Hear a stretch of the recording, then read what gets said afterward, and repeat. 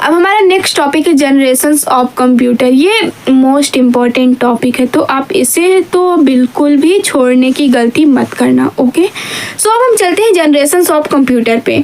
हमारे सिलेबस में देख लेते हैं जनरेशन्स ऑफ कंप्यूटर है या नहीं। हाँ है। जो हमारा जनरेशन ऑफ कंप्यूटर है तो उसमें कितने जनरेशन है कंप्यूटर में? 5। There are 5 generations of computer. Okay, तो फर्स्ट जनरेशन के कंप्यूटर साइज में बहुत बड़े होते थे। इसका अंदाज़ा हम इस बात से लगा सकते हैं कि वर्तमान समय में यूज़ होने वाले कंप्यूटर अत्यधिक पावरफुल और फास्ट हैं। जो आपके फर्स्ट जनरेशन के कंप्यूटर थे वो साइज में बहुत बड़े होते थे और मतलब एक कमरे के बराबर होते थे। एक कमरे के बराबर, सोच सकते हो आप। अभी आपके सामने इतना बड़ा कंप्यूटर रखा है, लेकिन पहले के ज़माने में यानी कि फर्स्ट जनरेशन के कंप्यूटर में एक रूम के बराबर कंप्यूटर रहता था।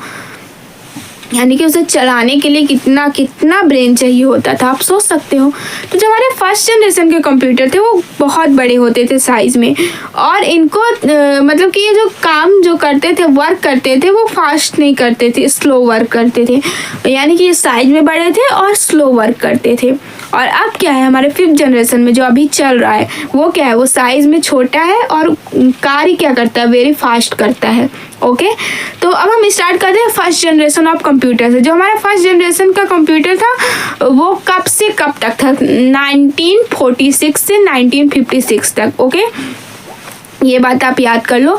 जो हमारा फर्स्ट जनरेशन ऑफ कंप्यूटर था वो 1946 से 1956 तक उसकी अवधि थी। यानी कि सन 1946 टू 1956। कौन सी ईयर में? 1946 टू 1956। ये मैं बार बार क्यों बोल रही हूँ? क्योंकि आपको ये याद रखना है। फर्स्ट जनरेशन ऑफ कंप्यूटर का टाइम क्या था? 1946 टू 1956। ओके, तो स्टार्ट करते हैं। कंप्यूटर का विकास 1946 से 1956 तक माना गया था। किसका? फर्स्ट जनरेशन के कंप्यूटर का।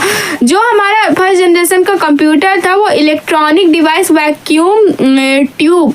जो हमारा फर्स्ट जनरेशन कंप्यूटर था उसमें क्या यूज होता था? कौन सा इलेक्ट्रॉनिक डिवाइस यूज होता था? Vacuum tube. फर्स्ट जनरेशन के कंप्यूटर में वैक्यूम ट्यूब का उपयोग किया जाता था। और उसमें क्या था, उसमें ऐसा था कि प्रथम पीढ़ी के प्रारंभ में कंप्यूटर्स में वैक्यूम ट्यूब का प्रयोग किया जाता था।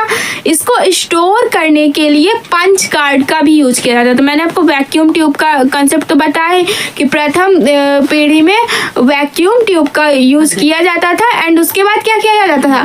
साथ में पंच कार्ड का यूज किया जाता था। पंच कार्ड का यूज किस में किया जाता था? पंच कार्ड का यूज उसे स्टोर करने के लिए किया जाता था। ओके, फिर हम बात करते हैं फर्स्ट जनरेशन ऑफ कंप्यूटर के लक्षण की। उसके लक्षण क्या थे? उसके लक्षण इस तरह थे कि प्रथम पीढ़ी के कंप्यूटर में वैक्यूम ट्यूब का उपयोग किया जाता था। ये तो मैं बता ही चुकी हूँ ऑलरेडी। इस पीढ़ी में पंच कार्ड का यूज होता था। स्टोरेज के लिए मैग्नेटिक का उपयोग होता था। यह कंप्यूटर बहुत ही नाजुक तथा कम विश्वसनीय थे। उसके बाद मैंने आपको बताया कि जो पहले के ज़माने के कंप्यूटर होते थे, कब के? पहले के ज़माने के। तो जो फर्स्ट जनरेशन का कंप्यूटर था उसमें क्या था? बहुत बड़ा था लेकिन स्लो वर्क करता था, बहुत ही नाजुक था और कार्य भी ज़्यादा नहीं करता था, कम ही करता था।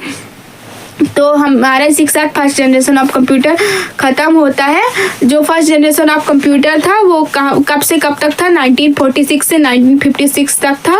अब हम स्टार्ट करते हैं second generation of computer. Okay, जो हमारा सेकंड जनरेशन का कंप्यूटर था उसका टाइम कब से कब तक था? 1956 से 1964 तक था। सेकंड जनरेशन के कंप्यूटर का टाइम 1956 से लेकर के 1964 तक था। कब तक था सेकंड जनरेशन के कंप्यूटर का टाइम? 1956 से लेकर के 1964 तक। हम इसके बारे में जानते हैं।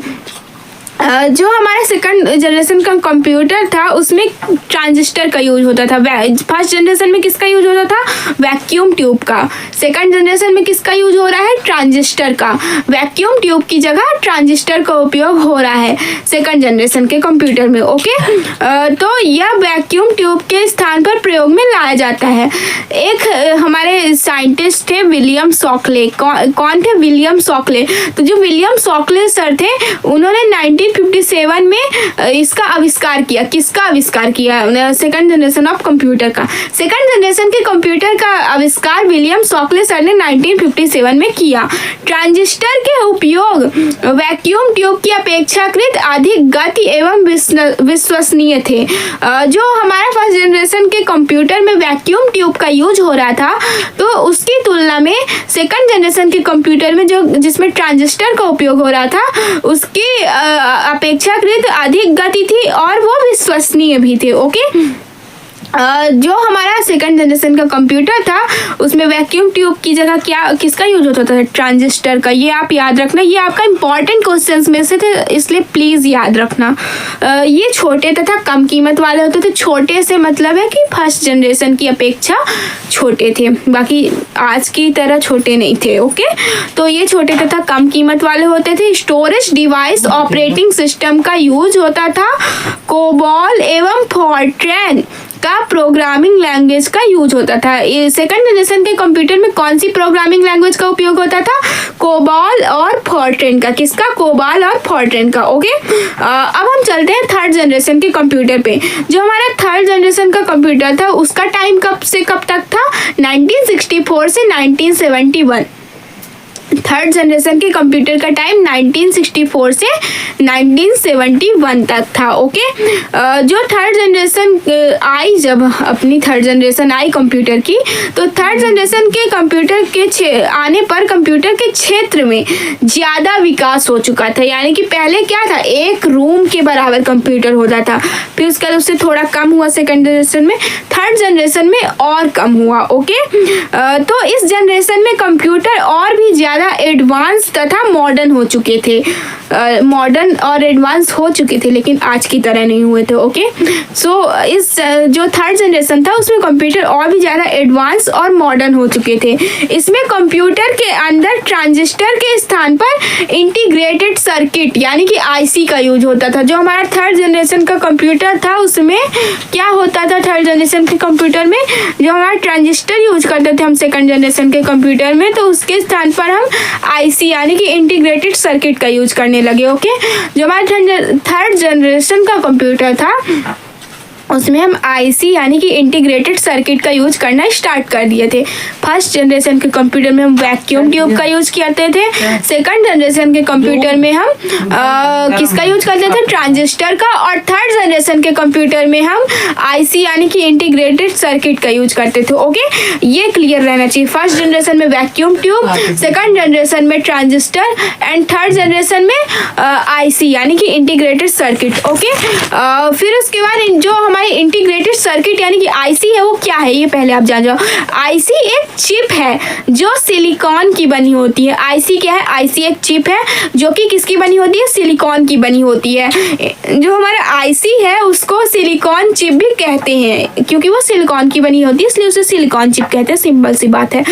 जो थर्ड जनरेशन के कंप्यूटर है वो काफ़ी ज़्यादा रियलेबल है। ओके, थर्ड जनरेशन के कंप्यूटर में पिछले 2 जनरेशन में वर्क करने की ज़्यादा कैपेसिटी तथा स्पीड है।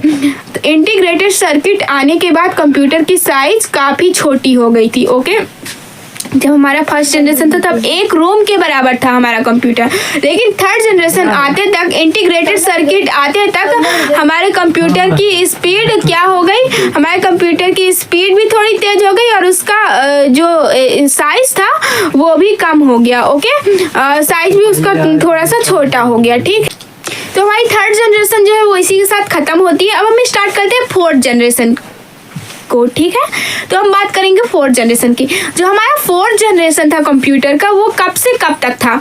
हमारा फोर्थ जनरेशन स्टार्ट हुआ था 1971 से और ख़त्म हुआ था 1980 में। 1971 से 1980 तक फोर्थ जनरेशन के कंप्यूटर की अवधि थी, यानी कि टाइम पीरियड था। जो हमारा फोर्थ जनरेशन का कंप्यूटर था वो कब से कब तक था? 1971 से 1980 तक। जो हमारा फोर्थ जनरेशन का कंप्यूटर था उसमें क्या होता था? उसमें आईसी के स्थान पर माइक्रो प्रोसेसर का यूज किया जाता था। किसका यूज किया जाता था? माइक्रो प्रोसेसर का। जो हमारी IC की इंटीग्रेटेड सर्किट है उसके स्थान पर हम 4th जनरेशन के कंप्यूटर में माइक्रो प्रोसेसर का यूज करते थे। ओके, तो IC की जगह पे हम 4th जनरेशन में किसका यूज करते थे? माइक्रो प्रोसेसर का। आपको मैं वापस रिवीजन करा रही हूँ। जो फर्स्ट जनरेशन ऑफ कंप्यूटर था उसमें वैक्यूम ट्यूब का यूज करते थे, उसकी अवधि 1946 से 1956 तक थी। जो सेकंड जनरेशन का कंप्यूटर था उसकी अवधि 1956 से 1964 तक थी, और उसमें हम किसका यूज करते थे? ट्रांजिस्टर का। जो थर्ड जनरेशन का कंप्यूटर था वो कब से कब तक था? वो 1964 से 1971 तक था, उसमें हम इंटीग्रेटेड सर्किट का यूज करते थे। जो हमारा फोर्थ जनरेशन का कंप्यूटर है वो 1971 से 1980 तक है, इसमें हम माइक्रो प्रोसेसर का यूज करते हैं। और जो हमारा 5th जनरेशन कंप्यूटर आने वाला है वो 1980 से लेके अब तक है, यानी कि अभी हम 5th जनरेशन के कंप्यूटर पे चल रहे हैं। ओके, तो अब हम बात करते हैं 4th जनरेशन की।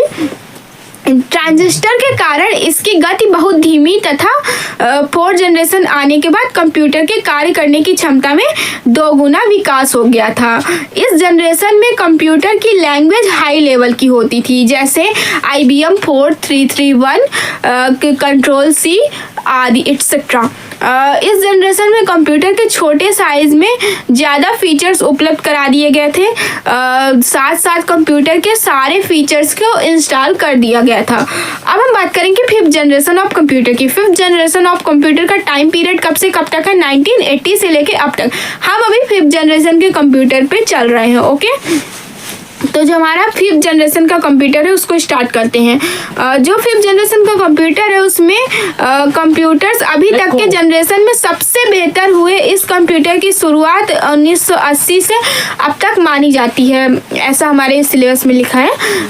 5th जनरेशन के कंप्यूटर में मेन स्ट्रक्चर तथा अत्यधिक टेक्निकल स्ट्रक्चर का यूज हो रहा है। ओके, जो हमारा 5th जनरेशन का कंप्यूटर है वो काफ़ी ज़्यादा एडवांस फीचर से उपलब्ध है, और इसमें स्ट्रक्चर मतलब दिन ब दिन आप देखते हो विंडोज 7, विंडोज 13, विंडोज मतलब अलग अलग विंडोज की कैटेगरीज आ रही हैं, और जैसे जैसे अलग अलग कैटेगरीज आ रही हैं वैसे वैसे कंप्यूटर का साइज